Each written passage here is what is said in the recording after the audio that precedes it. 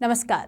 आपके अपने YouTube channel समय की पुकार में मैं शिवानी शर्मा आप सभी दर्शक बंधुओं का हार्दिक स्वागत और अभिनंदन करती हूं। आइए जानते हैं भीलवाड़ा के कुछ मुख्य समाचार।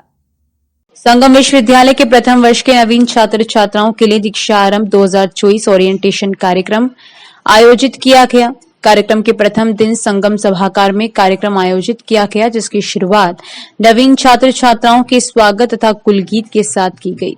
शुरुआती उद्बोधन विश्वविद्यालय के कुल सचिव प्रोफेसर राजीव मेहता ने सभी नवीन छात्रों का संगम विश्वविद्यालय में स्वागत किया तथा बताया कि कड़ी मेहनत एवं लगन आने वाले 3 साल में करके छात्र अपने सारे सपनों को पूरा कर सकता है तथा विश्वविद्यालय के इतिहास तथा क्रियाकलापों की जानकारी दी। मुख्य अतिथि सृजन संस्था के अध्यक्ष ममता मोदानी ने भी नवीन छात्र छात्राओं को सृजन संस्था के कार्यों तथा समाज सेवा का आह्वान किया। कुलपति प्रोफेसर डॉक्टर करुणेश सक्सेना ने विश्वविद्यालय परिवार के सभी फैकल्टी स्टाफ का परिचय दिया तथा जीवन में सफलता को प्राप्त करने के लिए छोटे छोटे उदाहरण प्रस्तुत किए। कवि योगेंद्र शर्मा ने अपनी कविताओं से सभी का मन मोह लिया। द्वितीय चरण में विश्वविद्यालय के सीनियर छात्रों ने शिव डांस तथा बैंड की रंगारंग प्रस्तुति दी। प्रोफेसर वीसी प्रोफेसर मानस रंजन पाणिग्रही ने विश्वविद्यालय के अन्य क्रियाकलापों तथा एकेडमिक नियमों की जानकारी दी। मुख्य अतिथि के द्वारा ईएनपी पुस्तक, बाई एनुअल पत्रिका, प्रतिबिंब का अनावरण तथा स्कूल ऑफ आर्ट्स तथा लॉ डिपार्टमेंट के न्यूज़लेटर का अनावरण किया गया। कार्यक्रम समन्वयक डॉक्टर विनेश अग्रवाल ने अगले 2 दिन की रूपरेखा से अवगत कराया तथा सभी का धन्यवाद ज्ञापित किया। संस्थान से मैं आपका बहुत बहुत धन्यवाद ज्ञापित करती हूँ। मेरे साथ में मेरे 2 मेंबर साथ में हैं, गुरुषा और सुरभि। आज मैं किसी मकसद से आपके सामने यहाँ उपस्थित हुई हूँ। पहले तो जो नए बच्चों ने जो आज इस विश्वविद्यालय में जिनका आगमन हुआ है, एडमिशन लिया है, मैं उन सभी का इस संगम यूनिवर्सिटी में बहुत बहुत स्वागत अभिनंदन करती हूँ।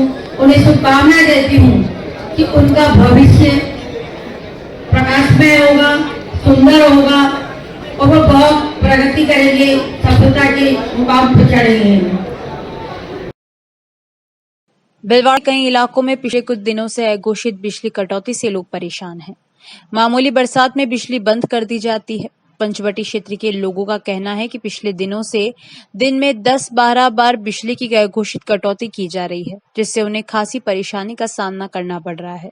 अधीक्षक अभियंता वीके संचेती से बात करने पर उन्होंने कहा कि जल्द ही व्यवस्था में सुधार किया जाएगा। ग्रामीण क्षेत्र में जून माह के अंदर जरूर पावर की उपलब्धता और खपत के हिसाब से दिक्कत आई थी और लोड शेडिंग के बतौर किसी एरिया में 2 घंटा 1.5 घंटा रही है, लेकिन 30 जुलाई रात्रि से ग्रामीण क्षेत्र में कहीं किसी तरह की लोड शेडिंग नहीं है, क्योंकि एरिया काफी है। कहीं कंज्यूमर की कंप्लेंट के लिए, कहीं ट्रांसफॉर्मर जल गया उसको रिप्लेसमेंट के लिए, तो उसके लिए जो है शटडाउन लेके और बिना विलंब के उसको अटेंड करके वापस सप्लाई चालू कर दी। इसका जो है वो लाइन का ब्रेकडाउन है। बारिश में ये मानते हैं कि क्योंकि सारा सिस्टम एयर में है, कहीं कोई बारिश के टाइम में या लाइटनिंग के टाइम में कोई व्यवधान आता है और इलेन की लाइन में कोई व्यवधान आता है तो नेचुरल सुरक्षा के हिसाब से लाइन को बंद करना पड़ता है।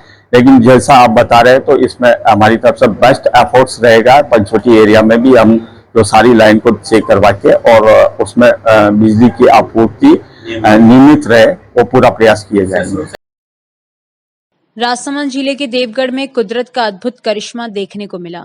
आमतौर एक महिला 1 या 2 बच्चों को एक साथ जन्म देती है, लेकिन यहाँ एक महिला ने एक साथ 3 बच्चों को जन्म दिया है। एक के बाद एक बच्चों को जो जन्म लेता देख डॉक्टर और नर्स भी हैरान हो गए। वहीं माता पिता और परिजनों की खुशी का ठिकाना नहीं रहा। चिकित्सक के मुताबिक तीनों बच्चे और उनकी मां पूरी तरह से स्वस्थ हैं। देवगढ़ के गुप्ता अस्पताल में ऑपरेशन के बाद महिला का प्रसव हुआ। भीम उपखंड की बागाना ग्राम पंचायत के वेरागुड़ा निवासी सुमित्रा देवी ने 2 बेटों व 1 बेटी को एक साथ जन्म दिया।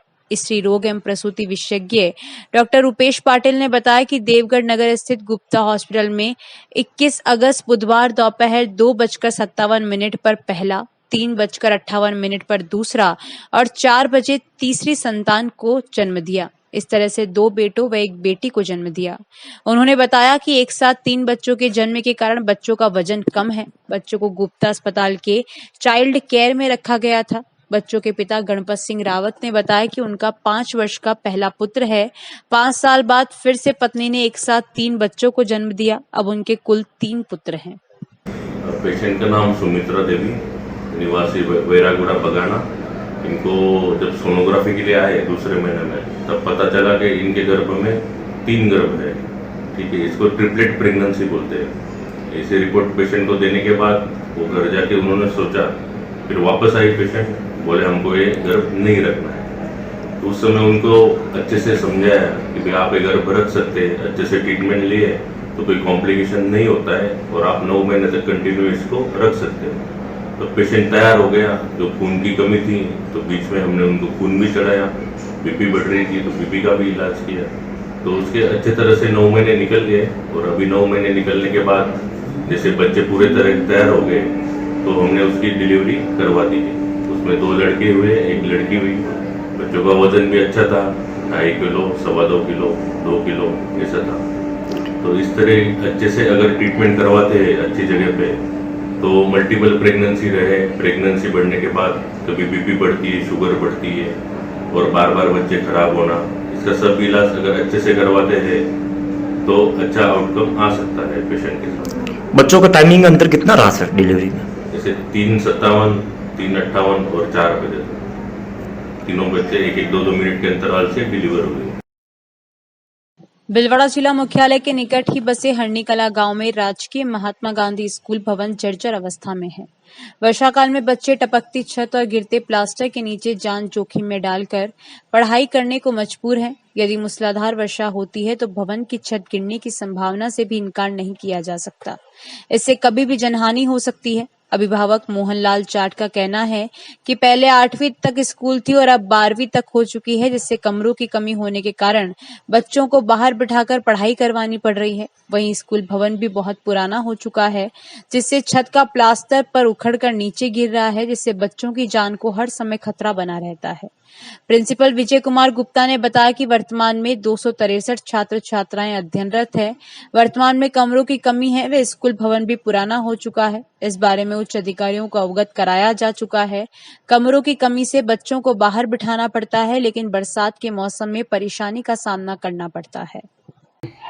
राजकीय महात्मा गांधी उच्च माध्यमिक विद्यालय हरनीकला में पहले 8वीं तक की थी स्कूल, अब स्कूल 12वीं तक हो चुकी है इंग्लिश मीडियम। इस वजह से कमरे की कमी होने के कारण बच्चे को बाहर बिठाया जाता है। इसलिए प्रशासन से निवेदन है कि अधिक से अधिक कमरे बनवाने की कृपा करावें। और साथ ही बहुत पुरानी बिल्डिंग हो चुकी है, इसी वजह से पानी जर्जर करता है और जो वो उल्टी छत के जो प्लास्टर है तो वो बार बार गिरता रहता है। इसीलिए से बच्चों के डर होता है कि कहीं बच्चे के ऊपर गिर न जाए, कोई बड़ा हादसा ना हो जाए। मेरा नाम मोहनलाल जाट हरनीकला। मैं विजय कुमार गुप्ता, प्रधानाचार्य महात्मा गांधी राजकीय विद्यालय इंग्लिश मीडियम हरनीकला। विद्यालय के अंदर वर्तमान में 263 स्टूडेंट नामांकन है और अध्ययनरत है। फर्स्ट से लेकर 10वीं तक के विद्यार्थी यहाँ अध्ययन कर रहे हैं, लेकिन यहाँ कमरों की संख्या मात्र 8 होने से 2-3 क्लासों को हमें बाहर बिठाना पड़ रहा है। और साथ ही जो कमरों की स्थिति है, काफ़ी विद्यालय पुराना होने की वजह से छत की हालत काफ़ी जर्जर अवस्था में है, जिससे सुधार कराना बहुत अति आवश्यक है।